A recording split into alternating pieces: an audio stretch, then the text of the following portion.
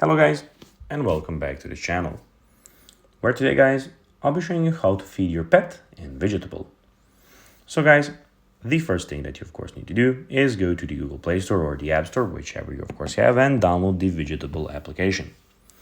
After that, you just need to go and log into your profile or register to Widgetable, of course if you don't have a profile. Or of course, at the end you can go and do this as a guest. But now guys, let's see what we actually have in front of us here. We have three tabs.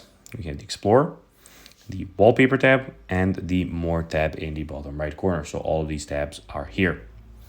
But now guys, let's see how you can actually go and feed your pet in Widgetable. So basically, what you need to do is go and click on Pets. So up here, as you can see, we have Shop, Friends, Pets, and the Garden. Click on the Pets. Here, firstly, you have to have a pet. So basically what you need to do is go and hatch an egg. You can go click on go hatch it, and it will start hatching. It has a time that it needs to hatch, and you'll have it in your pet area. So you currently have no pets. Use the pet eggs to hatch your pets.